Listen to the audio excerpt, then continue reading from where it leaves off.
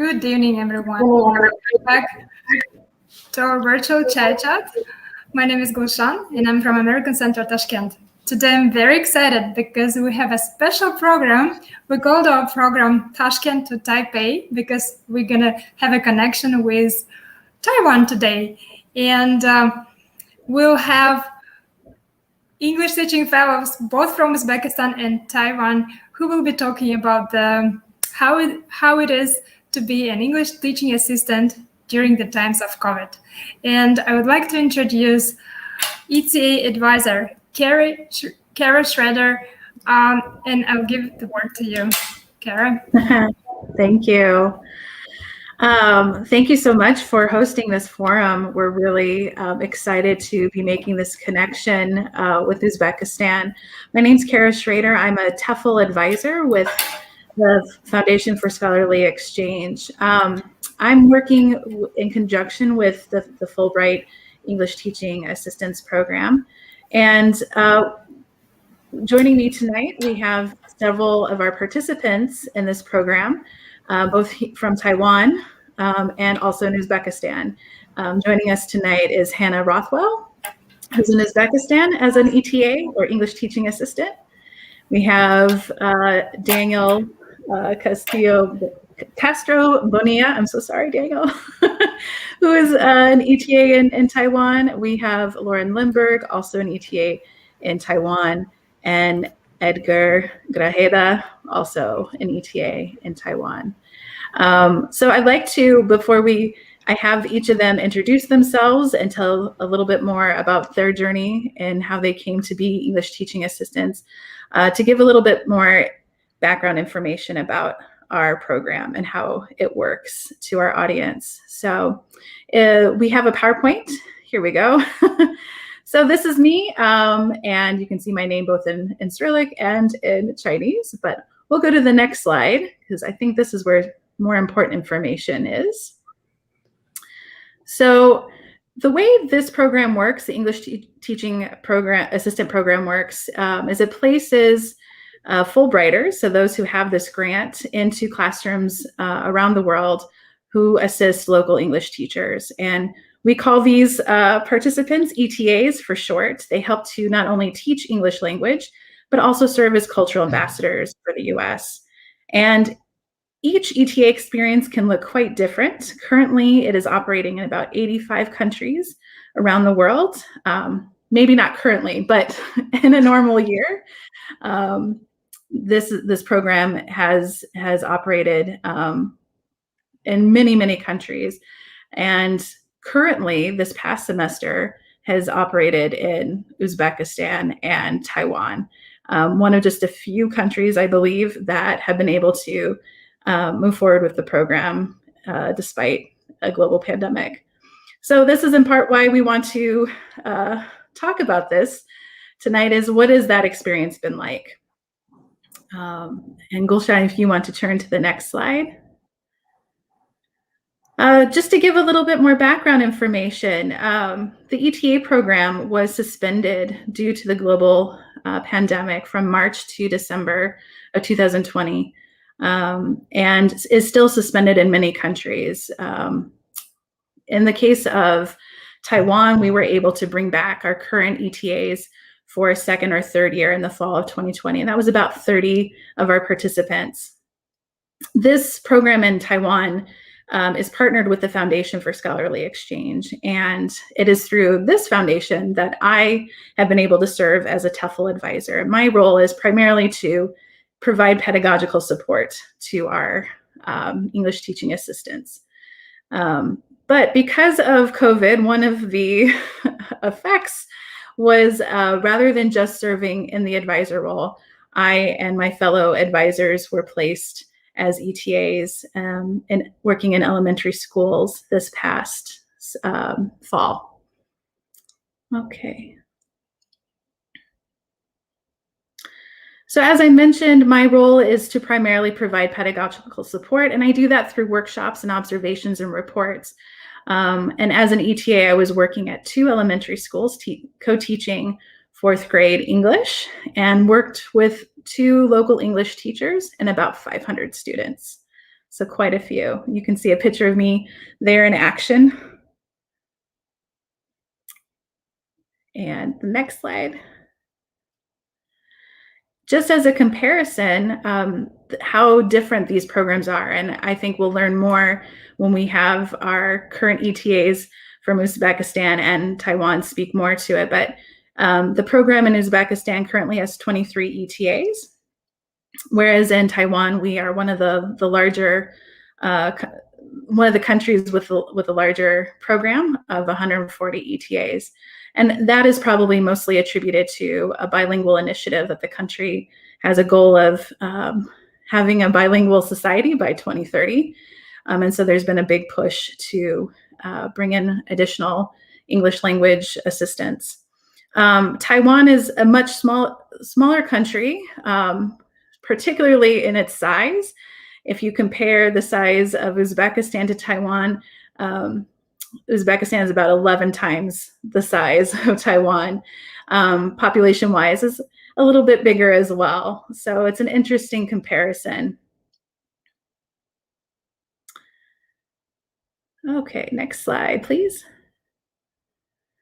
So very quickly before I allow our ETAs to take the reins here, many people will ask me where I'm from. I'm from the United States. I've moved around a lot. Most recently have lived in Colorado, and my family, most of my family lives in Wisconsin. Next slide.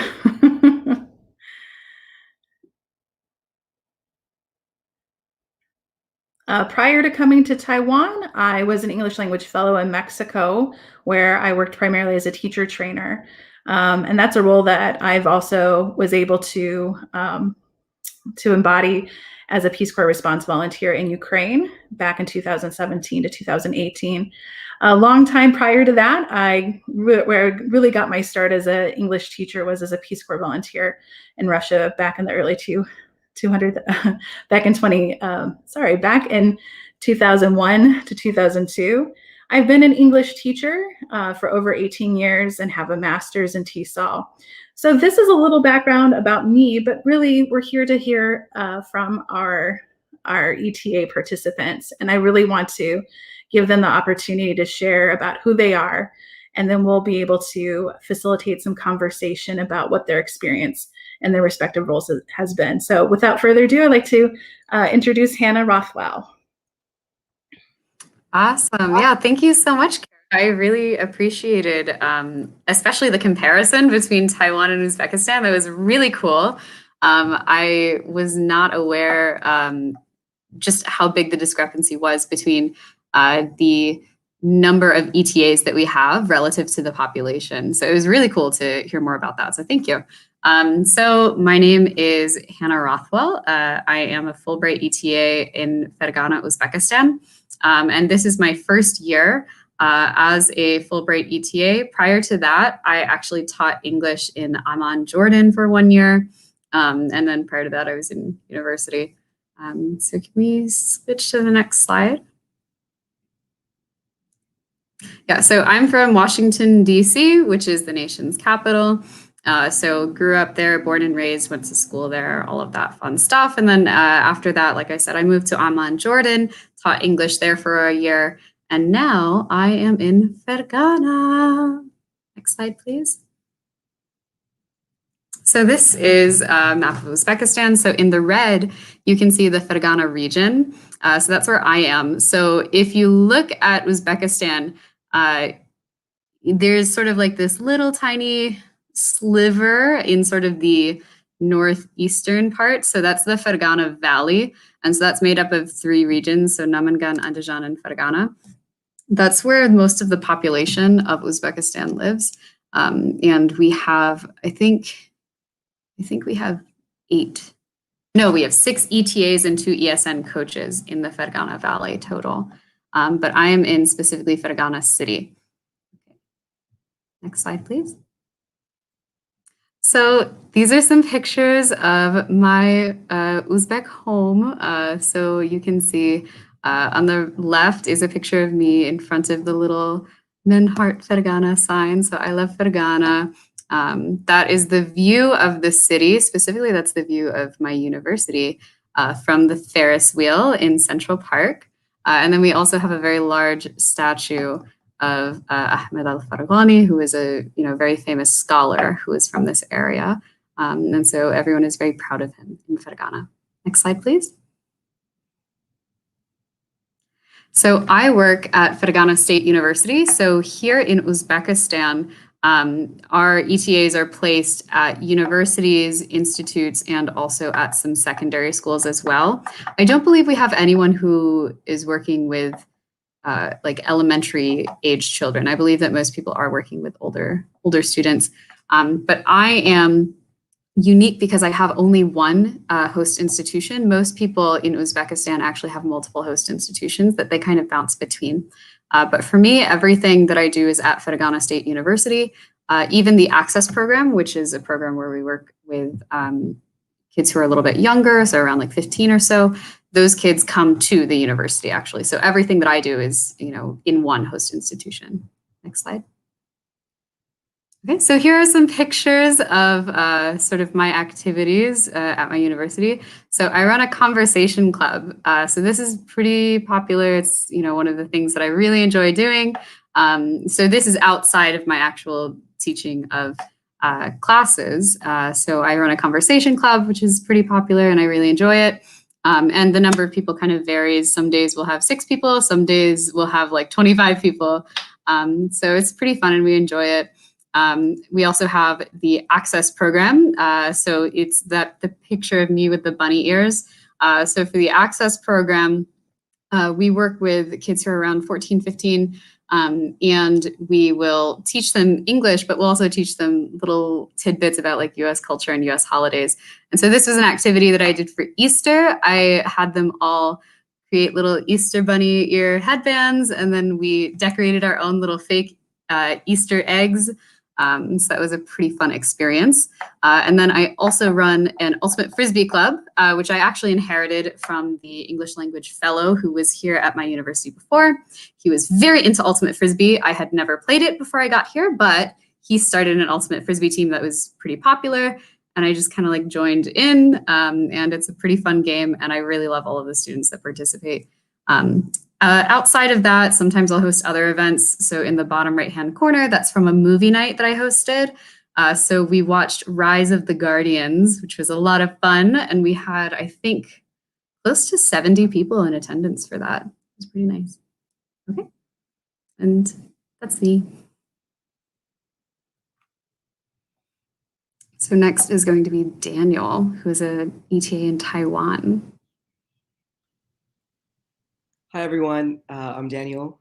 I've been an ETA in Taiwan for the past 3 years, and I'll talk a little bit more about how those 3 years were spread out throughout Taiwan in a later slide.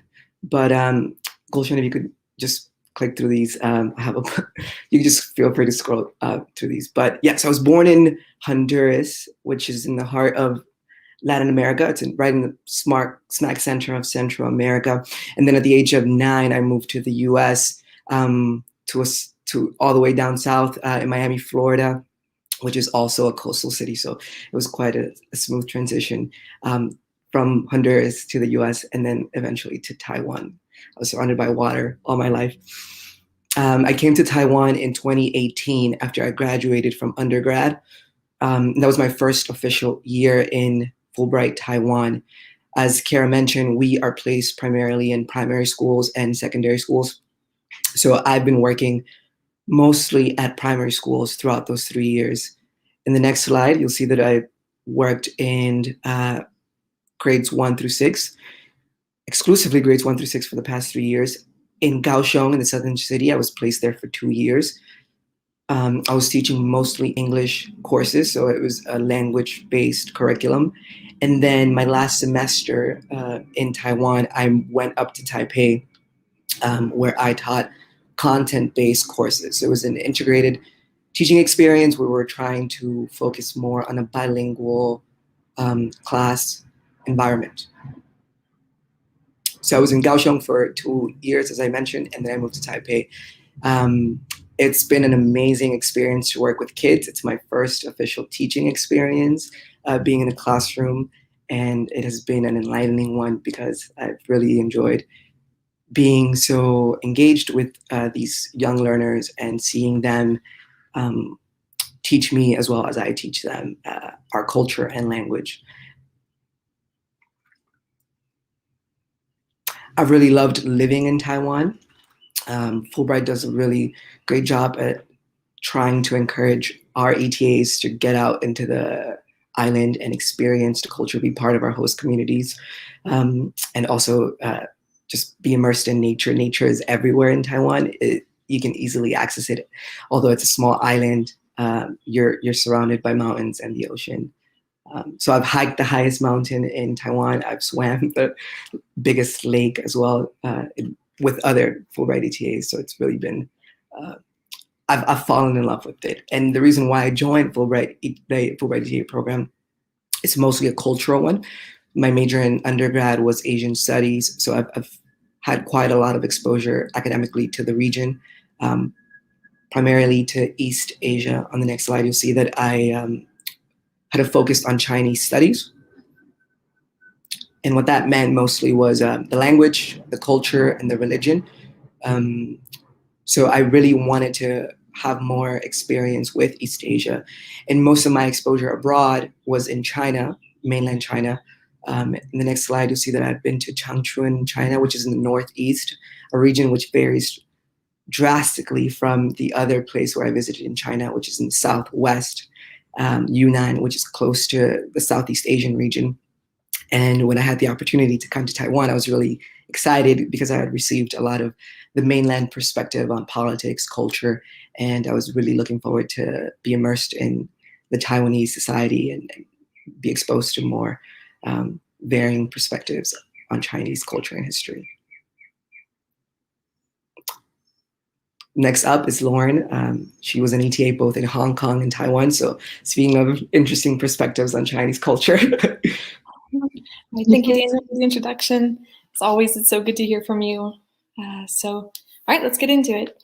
I was a Hong Kong ETA in 2019 and was adopted into the Taiwan program throughout the rest of my time in the Fulbright institution. All right, so next slide. A little bit about myself. I went to the University of Florida. I grew up in Florida almost my whole life. You can go next slide. I did a double major in English and linguistics with my teaching English as a second language certificate. So I've always been a huge lover of TESL and anything involved. I've loved getting to learn about plenty of cultures, and my life has been thoroughly improved because of it. So next slide.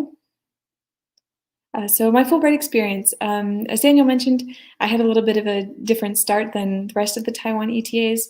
I was in Hong Kong, and I was fortunate enough to be able to teach at the Education University of Hong Kong. It's located in the New Territories, and our program was focused on helping students that needed help with a lot of their English scores to either their IELTS or any tests that would give them the physical copy of a proof that they could continue studying at a higher language institution. All right, in spring, I was adopted at Mingchuan Elementary School. So I absolutely loved it. It was incredible. And like Daniel said, we teach primarily 1st through 6th grade English courses. I was able to have the pleasure of teaching life curriculum international culture classes to 1st graders. And of course, the pandemic struck, so our program was suspended, but I was very fortunate enough to return in fall 2020, and I was in Yilan County, where I taught at Sijie Elementary School and Wuxia Junior High. At this program, I had about four local English teachers, and in Taipei, I had 6. So I've been super fortunate, incredible teachers that I've learned a lot from, and especially the students as well. I've had a varying age range. In Yilan, I was able to teach junior high, as it said, so I had 9th and 8th graders who were a joy to work with. And then fall 2021, I've just been incredibly fortunate through this entire journey. I was able to return to Mingchuan Elementary School not for 3 months, for the remainder of our time for fall 2021. Where unfortunately for the past couple weeks, it has been online, so we haven't had that in-person interactions anymore, but my local English teachers and they've been incredible with being able to incorporate the students and try and get them involved in the best way possible. So I had the same LETs as before and the same grades as previously mentioned. So if you'll in the map, at the northernmost part, that is the Taipei, and then east is the Ilan County where I was for a brief little bit. So we were asked why. So why the Fulbright program? So if you look at the next slide, I've loved teaching English even in undergrad. So it was something I was very, very proud, and I wanted to continue that. So I chose the Fulbright program that would allow me to do that. In undergrad, I was able to teach people that wanted to enter either their master's program or their undergrad programs or a PhD program, but just needed help with English proficiency. And so I really wanted to teach university students, which is why I was in the Hong Kong program. And I loved it. And when I had the chance to go to Taiwan, I was even more thrilled.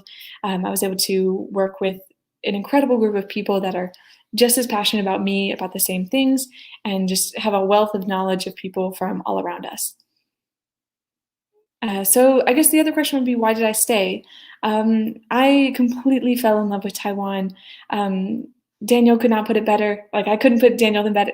I couldn't put it better than Daniel. It's an incredible place, incredible culture. I've been so blessed to be there.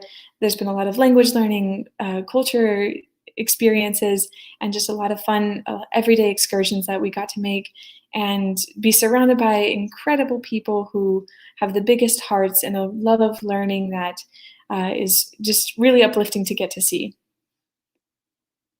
And so, of course, in my school, we had like a little mailbox, and we had volleyball clubs, so I was able to be involved in those, which absolutely made my day. I'm a big lover of just getting to interact with students outside of the class, because of course in class they get the teacher that's just excited to be there, but outside of class you get to really know them a lot more and see their interests and just what shows they're interested in or what activities they really love, which has been my part of being a part of the Taiwan program, is getting to have those really heart-to-heart conversations with students.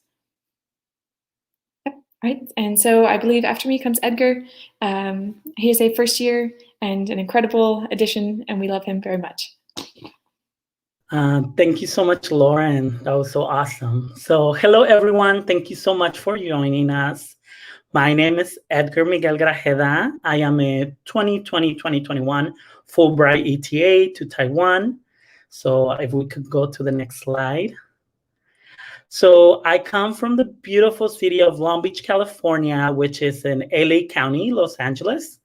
So my family is Mexican American. I was born in Mexico and I migrated to America when I was 11. So I am very proud of my Mexican American culture and I love sharing that with my students. Next, please. So a little bit of my background in education. I have a bachelor's of arts in philosophy and Chicano Latino studies from California State University, Long Beach. I also hold a master's in educational studies from Loyola Marymount University. And unlike many of the ETAs, I actually was a teacher before in America. So I hold a teaching license from California as well as Florida. Next. So some of my teaching experience, I've been working in education for 10 years. I actually started as a college tutor and aide for my school district in Long Beach. In 2015, I joined a teaching program called Teach for America, where I taught first grade in Jacksonville, Florida at KIPP Voice Elementary. That opportunity was very meaningful to me because I got to do something that I love, which is teaching, especially teaching students of low-income backgrounds, which is something very dear to my heart. After completing the program, after 2 years, I decided to move back to California to pursue my graduate studies, and I started working at Kip Vida Preparatory Academy in Los Angeles as an elementary art teacher. It was there where I spent 3 years and a half. When I was in graduate school, one of my mentors suggested that I apply to the ETA program. So I decided to apply to Taiwan, and currently I teach at Mingchuan Elementary in Taipei. Next. So let me tell you a little bit about Mingchuan Elementary, which is the school where I teach here in Taipei. It is an urban elementary school in the Dan district next to National Taiwan University. So I am in a very busy and urban setting surrounded by the best university in Taiwan. I teach, my school has 560 students, grades 1st to 6th. I work with 1st and 2nd grade. So that's roughly 132 1st grade students and 102 2nd grade students. I teach life curriculum, which is a combination of art, sciences, social studies, and as well as physical education courses. And I also co-teach with 9 different lead teachers, Taiwanese local teachers. Next. So why the ETA program? So as I mentioned earlier, I came in a little bit older than the regular ETA with a little bit more teaching experience. But one of the reasons why I decided to join Fulbright and the ETA program was because I always wanted to teach abroad. I felt like it's very important for educators to have a global perspective. I've always had also a very challenge. I like to challenge myself, and I felt that in America, I was really getting comfortable teaching there. So I wanted just to challenge myself. And lastly, I wanted to travel. Taiwan is a very beautiful country, as both Daniel and Lauren had explained earlier. And for me as an educator, I think it's very important to have cultural competence. So I wanted to work with diverse students and English language learners. Next.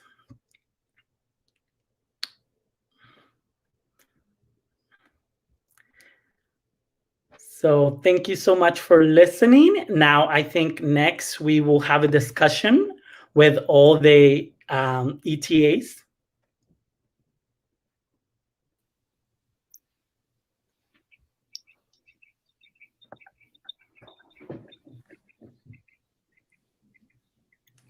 Some questions that we prepared ourselves to ask one another. Although we have, some of us are more well acquainted with one another than others. This is, I think, really the first forum where we've been able to come together and actually learn more about what brought us into this Fulbright experience, and to talk about what it's been like, particularly working in this capacity, having this experience during a global pandemic. So I'm curious, one of the first questions I want to ask you guys is, how did your schools specifically handle and react to the COVID situation?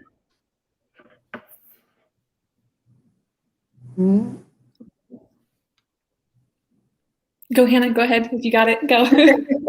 Okay. Yeah, I'll start. So first off, I think it was probably similar in Taiwan. So we didn't actually arrive as ETAs until January. And so we missed the fall semester.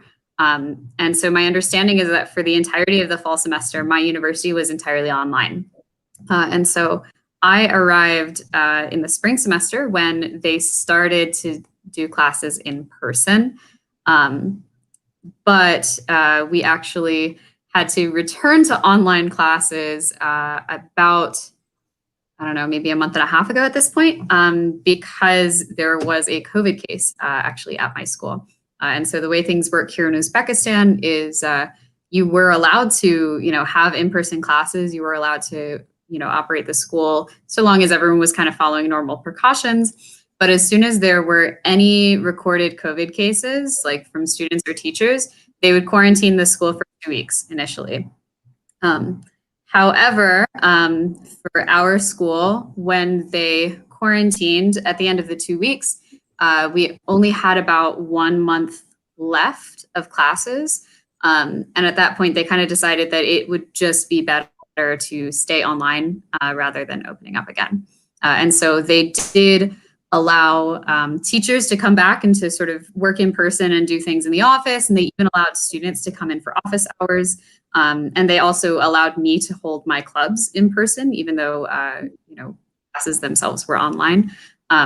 But we decided to continue on with online classes for the last month and a half of school. Great, yeah, that's great to hear. That's very interesting, especially hearing from a university perspective of how that would be handled. I think at least in Taiwan, they had kind of like a rubric of how you're supposed to handle the procedures going in for like elementary school. So you had masks on, which as a cultural thing that was already very in place anyways. Like that wasn't like a big shock or no kicking and screaming there. It was everyone already had the masks. I had, even before COVID started to kick off, I had second graders that they had their masks on just because they maybe were a little bit sick. So that wasn't a big surprise. We just kept temperature checking, and we kind of actually found out in the middle of the day when classes were going to be suspended for the rest of, at least for a 2-week period, when the cases in Taipei had started to increase a bit more rapidly.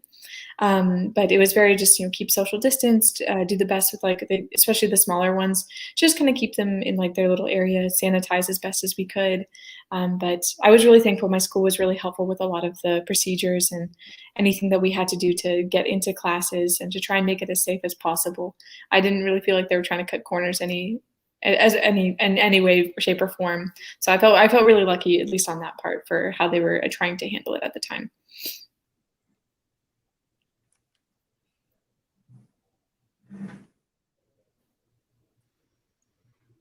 I think when COVID started last year, I was here as a second year in 2020, and Taiwan responded immediately to it. It was one of the first countries to act quick on it, and primary schools reflected that as well. So there were very tight restrictions in regards to wearing masks. Everyone coming into school had to wear masks. There were policies like the schools were now closed to the public at the beginning.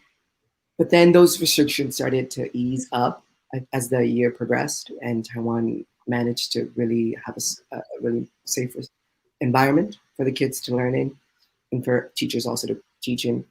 But recently, Taiwan had its first official domestic outbreak, and this happened mid-May. So it was odd seeing us in Taiwan react to a real domestic outbreak when we were witnessing everyone in the world do this in 2020.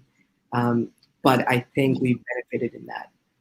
We were able to learn a lot from peers who were teaching in the US or across the world. And I've asked and turned to a lot of teachers in America who I know personally and asked for tips and advice on how to teach virtually. And I think the fact that we had a year to prepare for this really allowed our co-teachers as well to feel confident. But as always, it's a learning curve, and we've had some trouble with virtual learning. But I think we're doing really well now. We're getting into the groove of things. Daniel, that's interesting that you mentioned, because I actually was teaching in the States when the pandemic originally. So I had the experience from doing online teaching in America. And then one of the things that I was very excited to do was actually to go back into in-person teaching here in Taiwan. And I got that for like 3 months before, unfortunately, I had to go once again to brush up those tools, virtual tools, to go back into virtual teaching. But I'm once again very lucky to be here in Taiwan, even though right now we're experiencing a spike. But I'm very thankful for those 3 months of in-person teaching, because being in front of students is definitely very rewarding. Yeah, I actually go ahead. Sorry. Go ahead, Hannah. I was just going to say I much prefer in-person classes. I think everyone kind of does. I really prefer actually working with my students face to face. I think that you can really see their enthusiasm, and you can also see if they don't quite understand what's being said. And so it's just a lot easier, and I think it's more rewarding and more fulfilling to work with students in person. Just sort of from my own personal background, like I mentioned, I was previously teaching in Jordan, and I actually had to, leave from there due to the pandemic. So I did a little bit of online teaching in Jordan, and it is not my cup of tea. So I was very excited to work with students in person when I came to Uzbekistan. Yeah, I think the online teaching has definitely been a challenge for all teachers in whatever capacity worldwide. There's definitely a learning curve for many of us in that. In Taiwan, I can just speak to kind of what happened here in mid-May. Because Taipei was the first to be hit, and actually very close to where the Fulbright office is, was where the first signs of outbreak were. And very quickly, as an organization, we reacted and closed down our office.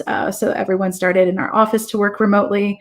And those ETAs working in Taipei were the first to start working online. So very shortly thereafter, that was dictated that they should start working remotely and expect to do so for the next 2 weeks. 2 weeks has turned into, I think, now the rest of the school year.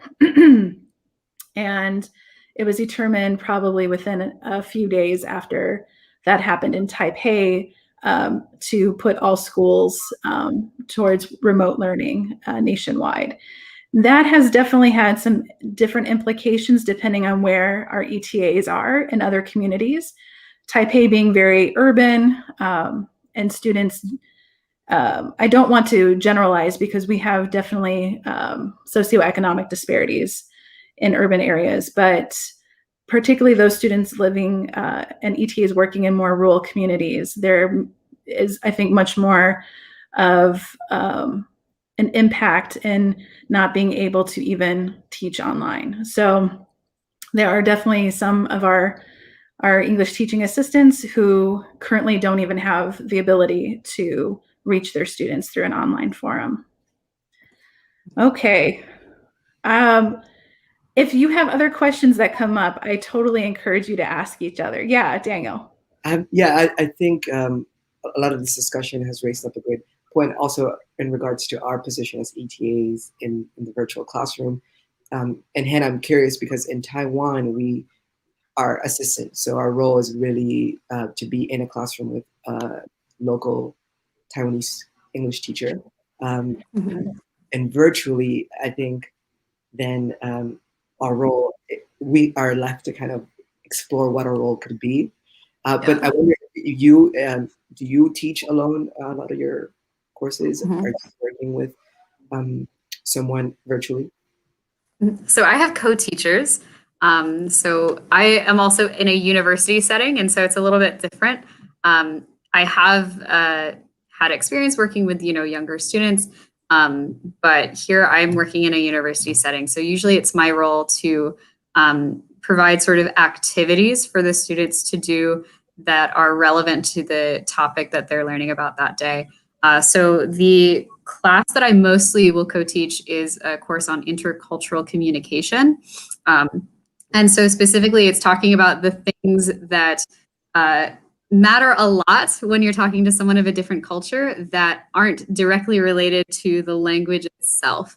So for example, types of greetings, that's something that's incredibly important to know. If you are meeting someone from a culture where, bowing is popular and you come from a culture where like handshaking is popular, then you need to sort of know these things. And so usually it's my role to have activities and to plan activities for the students that are relevant to the topic that they're discussing. And usually they're speaking activities as well, so that the students can have a chance to practice speaking English. Online, I can't really do that. And also online, we're mostly doing sort of asynchronous stuff. And so I'm not really participating in Zoom lessons. Typically what we're doing is we're just sort of uploading all of our materials, and the students are just kind of studying it on their own.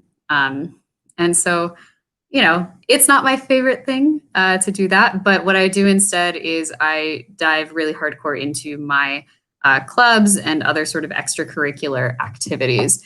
So for example, my conversation club, even after the university was in quarantine, I was able to find outdoor locations. So we were able to start meeting in a park instead, and everyone was able to be sort of distance and outside and all of that. And, same thing with my ultimate Frisbee club. We were able to sort of start practicing a little bit more regularly. And I was also able to host some virtual events about applying to programs in the United States. But overall, I would say that online classes have been a little bit difficult. And we do also encounter some difficulties with students not really having the infrastructure necessary to access them. So in particular, working with the Access program, which is mostly for like 14, 15-year-olds, most of them come from underprivileged backgrounds, and a lot of them actually live out in the villages, but they'll come to school for the week and then they'll return to their villages for the weekend. So they just don't have, the infrastructure necessary to really join into Zoom classes. Yeah, it's so fascinating to hear all these ways that education has adapted to these circumstances and in different environments and whatnot. Are there any other questions that you guys have amongst each other? Or should I go to my list? I actually do have a question for you guys. Yeah. So how did your family and friends react when they found out that you were moving to a foreign country during a pandemic?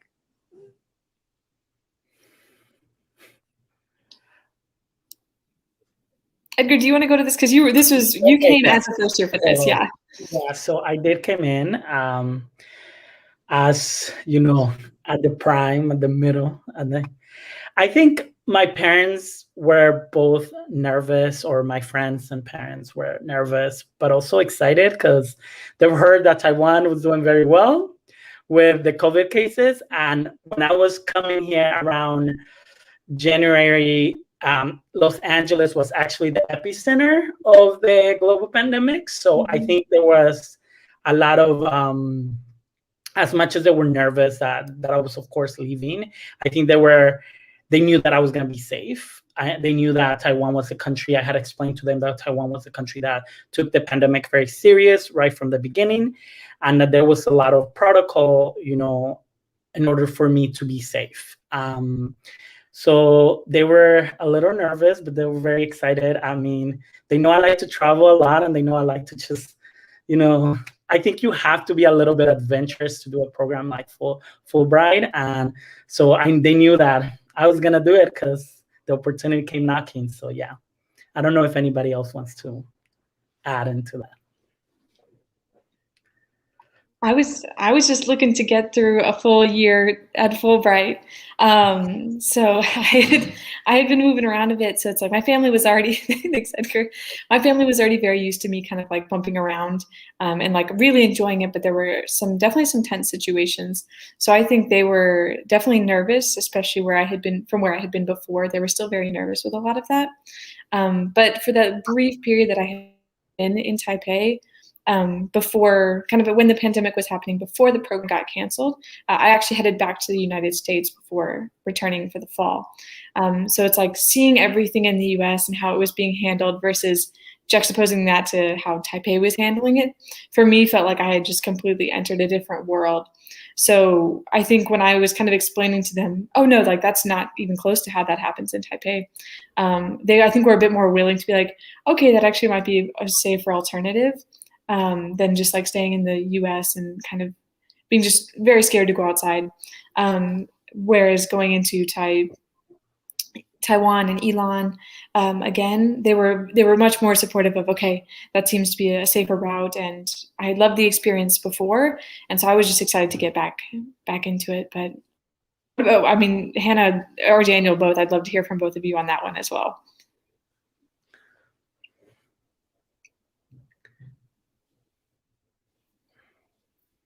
Well, I was in Taiwan throughout the whole pandemic.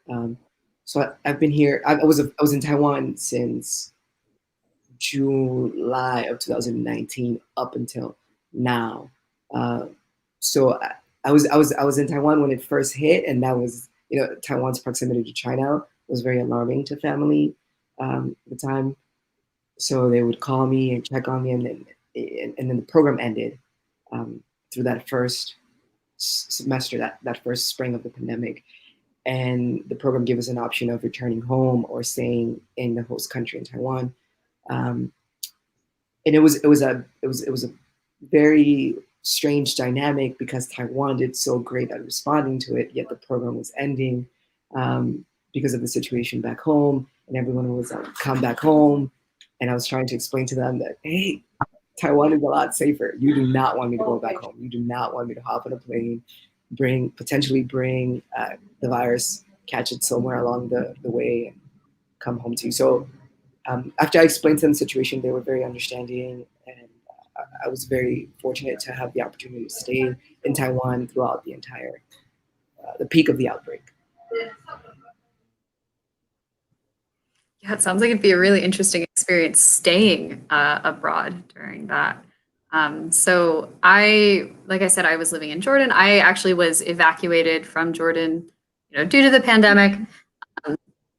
But my understanding is that here in Uzbekistan, all of the Fulbrighters were evacuated as well. I don't think that they were offered the option to stay. I think that they were just kind of told that everyone is leaving due to the pandemic. And so I had previously had an international experience that was cut short due to the pandemic. But I think that my family sort of knew that I was itching to, continue having international experiences. And so this seemed like something that was very in character for me to do, is to pick up and move to, a different country during the pandemic. And I think that they were obviously, a little bit concerned or at least confused by my decision and general life choices. But I think that once I explained to them that the COVID situation was actually worse in the United States than it was in Uzbekistan, they felt a lot safer for me to go. Yeah, these are all really great points. I think for the duration of me getting to Taiwan and throughout the fall, and even when we were bringing in new ETAs like Edgar and his cohort, there's just a lot of fear that, will it happen? Will something prevent this from going forward?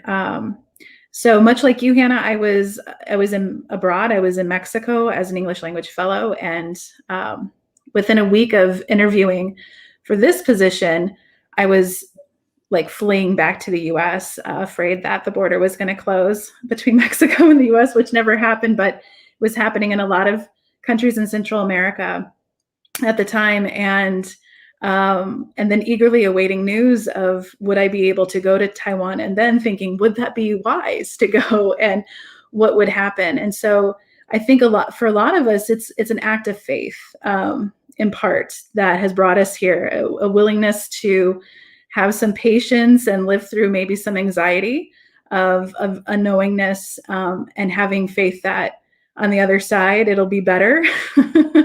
We'll be in good hands and safer.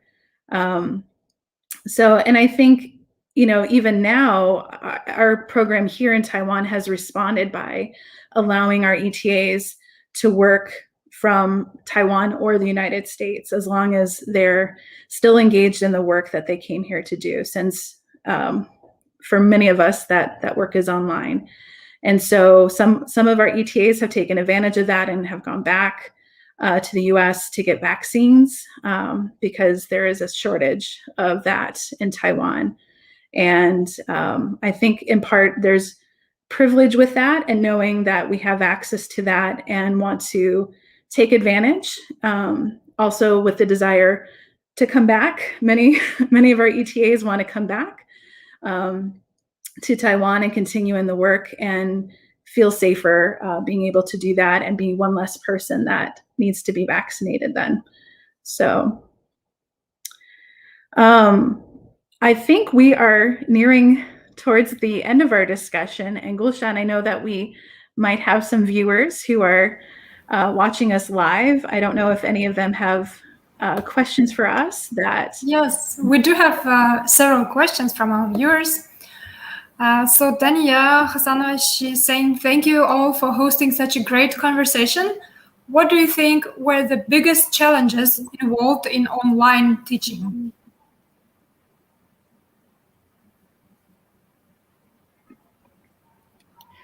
I could jump on that.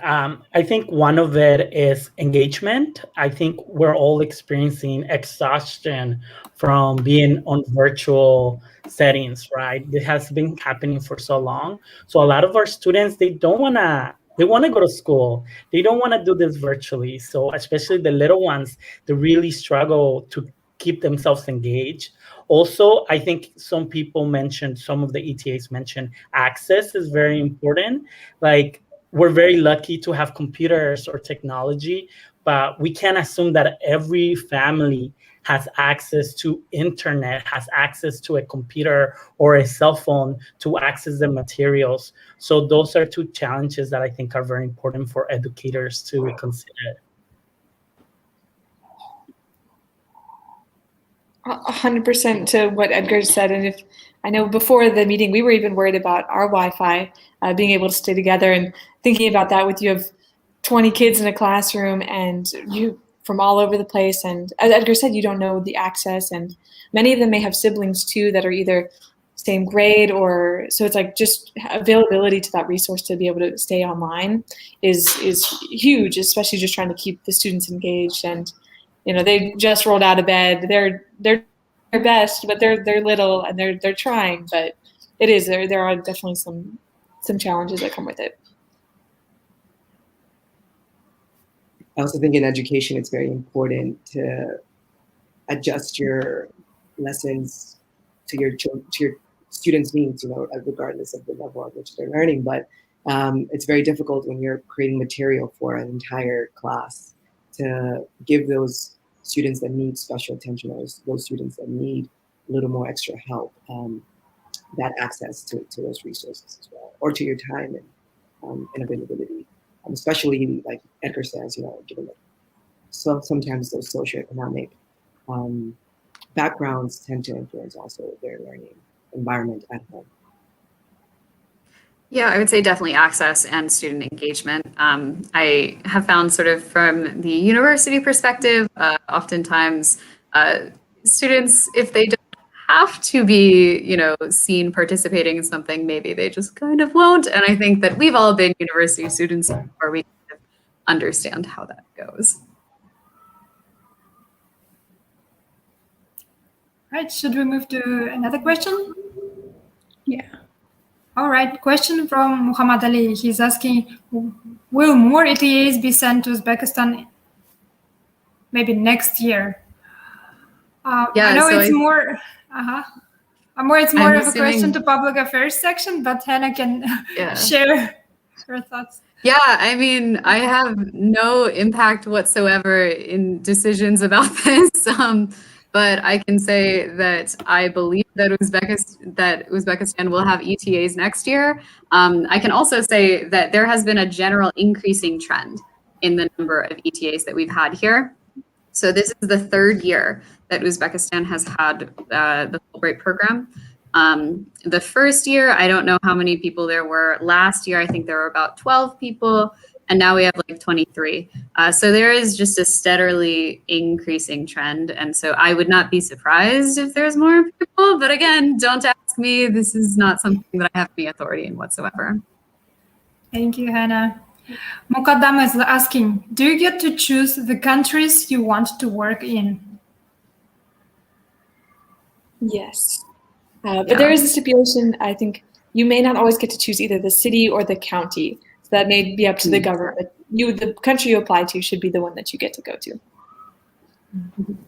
Yeah, same thing. So I applied for Uzbekistan in particular, but then the place that I was placed in was decided by the embassy. I didn't really have any kind of say in which city I was placed in. Okay, next question. All right. So Waldo Zakova is asking, did you experience culture shock? If yes, what was it? hasn't experienced culture shock, I think is the better question.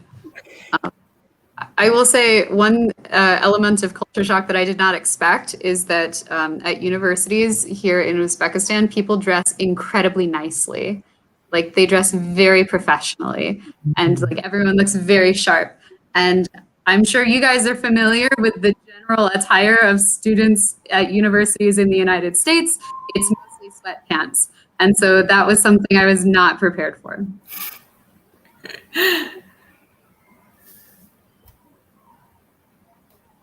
I think that's an interesting contrast because in elementary schools, the dress for teachers is very casual, and it's so hot here, and very, very humid throughout the island. And some schools have AC, have air conditioning, and actually it's a government initiative that by this year, all schools should have it, but that doesn't mean that they turn it on. So for me, I've never been hotter and more uncomfortable, just physically uncomfortable teaching and just have sweat so much in my time in Taiwan. So for me, that was a big shock. For me personally, there was culture shock. I mean, I don't speak any Mandarin Chinese, so I was coming in and communication has been quite difficult, but I'm very lucky that I'm in Taipei. It's an international city. So there's food from all over the world. There's people who speak all the languages that you could imagine. So even though there's culture shock because I'm here in Taipei, I know that I could find cafes or restaurants where I could find Americans or expats or people from Latin America. So I'm very lucky to be in Taipei, which is a big city. I know those ETAs who are in more rural sites, they might experience a lot more culture shock. 100%. Yeah, that was language, especially, is a big one. I studied a little bit previously, but nowhere near enough to like hold a conversation or know where I was going. But that kind of played into my reverse culture shock. When I was coming back to the US, I was traveling with a companion and we had to go ask a desk for something. And I leaned over to her, I'm like, can I stay with you? My Mandarin isn't good enough to hold this conversation. Despite the fact that we were back in the US, I had been so nervous just holding on to that, of just trying to improve my language skills, but knowing that they're not where they need to be. So, but that was something always to work on and to enjoy striving towards.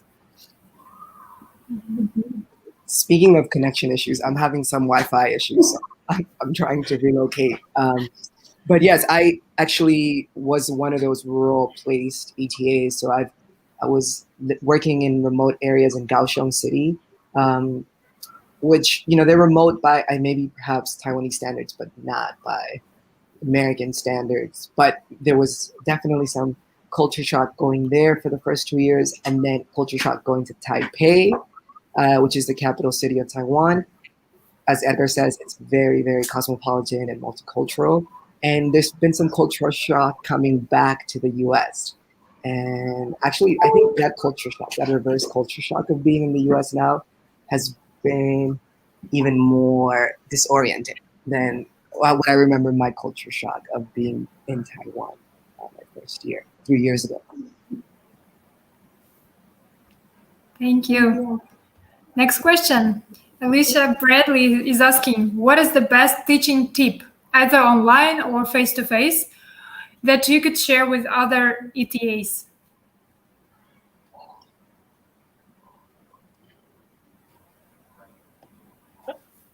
I could jump on that as well. I would say make it fun. Make it fun. I think we all like to have fun. Ultimately, learning, there's so much happening in your brain, but ultimately, everyone likes to have fun. Like for me, I make it seem like everything is a game, even though they're actually learning.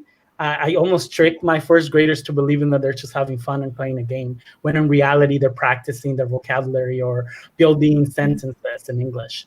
So we've all been in situations where we're just like, we've gone to lectures where we're just bored. I think we forget that engagement and making things fun is so important. Yeah, I'm going to echo that. I think that just engagement of students is a really big deal. From sort of the university perspective, oftentimes people will think they're like, well, you're just teaching material, like you're just lecturing, it's okay. No, like you can still be fun and engaging. And I think that for me personally, I'm a rather expressive person. And so I move around a lot and I use my hands a lot when I'm teaching and when I'm speaking. And I have had several students come up to me after class and say, Miss Hannah, we love your use of body language in the classroom. And I was like, oh, thank you. I didn't even realize that. But I think that just being expressive is just naturally very engaging to students, because especially here in Uzbekistan, they're not always used to that. Oh yeah, don't be afraid to make a fool of yourself. I think students appreciate that way more than just like kind of giving into that apathy or just, this is what the hand we've been dealt, but like just trying in all sorts of form. Like I've definitely had students be just like, you are really weird. But they tried in the lesson because they know that I just tried my best, put my out there, and just, even that means like trying a little bit of Chinese and sounding like, and they're just like, you didn't even get close to the pronunciation on that one. And just showing like you're fallible too. Like it's you won't be that perfect teacher no matter which way you try and go. I think also patience and empathy go a long way, both online and face-to-face. So always remembering that maybe not everyone wants to be as engaged as you expect them to be, aware that maybe someone is having issues with understanding you that could exceed your imagination of what those issues could be.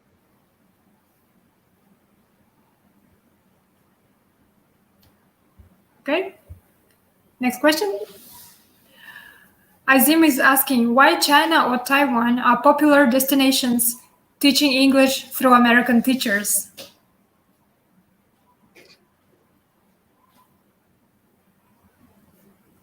All right. I cannot speak for China, but I can say in Taiwan there is an initiative to make Taiwan bilingual by 2030. This is a very big push in Taiwan. You see a lot of signage throughout the country being bilingual, so written in Chinese characters as well as in English. Menus, lots of ways to access information in bilingual or multilingual modes. So in many ways, it's very accommodating to foreigners here because of that. And I think it's really opening a lot of doors for Taiwanese. It's such a small island. If you look at the map, we are just so tiny compared to the rest of Asia. But I think Taiwan is really trying to make a name for itself and establish itself as a global player. And I think it's finding that to do that, it needs to strengthen its ability to communicate with the rest of the world. And that seems to be predominantly with the English language. Why American English over British English or other variants? I think the U.S. government has seen a lot of promise in this partnership. And the Fulbright program, particularly this program, its fundamental purpose is soft diplomacy. It's people-to-people diplomacy. So our work is really in building these relationships and building friendships and showing each other what good people we are in the world. Both learning both Taiwanese people and hopefully American people as well. And also there's a huge number of spots. As Cara mentioned in the beginning, the Taiwanese Fulbright program is one of, I think, the second largest ETA program that Fulbright has to offer. So it's also just a lot of, the second largest, okay, that there's just a lot of those spaces and a lot of, in mainland China, there's a lot of organizations on like TEFL websites that are very heavily promoting spots in mainland China. So I think there's a lot of promotion that goes into recruiting, whether that's at even my own university, there was connections that had gone abroad that were kind of pulling and promoting as well. Okay, thank you. And we have one more question from Dildora. Is there anything you would recommend to change or improve in the field of education in Uzbekistan and Taiwan?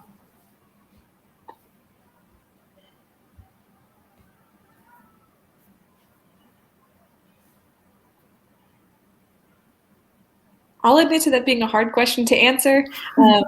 I think it's definitely hard to come in, especially as like a foreigner, and try and be like, this is what should be changed, because I think there is, no matter which way you do it, I think it's even made me more critical of the U.S. education system. And I wasn't even an educator, so I can't properly speak to the ins and outs, because there's a lot of things that happen behind the scenes that I would have no clue how that operates. So I'll throw that to the rest, so they have a better answer than that. Yeah, I'm gonna kind of echo that. I think that it's not our role really to be criticizing the education system where we're working. So I personally, I am not a professional teacher. So I'm a teaching assistant. It's my job to assist the actual teachers that are here in Uzbekistan. My undergraduate degree is in economics, and so I'm not really qualified to give a good answer on that. Go ahead, Edgar. Okay. I wouldn't say something I will change. I think I will speak about something that shocked me, or that I noticed a difference in comparison to the American educational system. And I will say that the number one thing that I was surprised by is the number of testing that happens in Taiwan in comparison to America. There's a huge emphasis on testing here in Taiwan, as well as the long hours that students go to school in Taiwan was very shocking to me.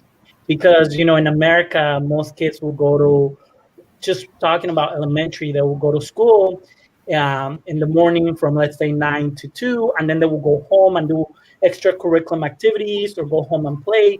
Where here in Taiwan, there's a culture of going to cram schools after school and continuing your education. So I have students who go to school from 8 till 4 o'clock in the afternoon, and then they go to a cram school for 4 more hours, or don't get home till 8 o'clock or 9 o'clock. To me, as an educator, that was a little shocking. I don't know if to say that the American way is better or not, or the Taiwanese way, but there was just some differences that I noticed. I think that really speaks to a high value here in Taiwan to education. I think in general, what's challenging about this question is it supposes that we're change agents, and we're not. We're here to share, and we're here to learn. And I think that's the heart of the mindset to successful participants in this program, is that we come in with open minds and hearts and are open to what we can learn and share, not change.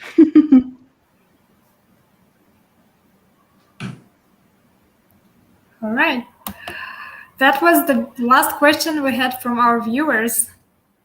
And unfortunately, I think we have to wrap up already. It was a wonderful conversation. Thank you so much, everyone. Thank you, Cara, for organizing it all, and Hannah, Lauren, Daniel, Edgar. Thank you so much. That was so good to have this mutual program with you guys. Oh, thanks to Hannah. She's really the brainchild behind this. And it's a lot of just kind of coincidences. So this, I think, just shows the power of international connection. There's a bigger story here.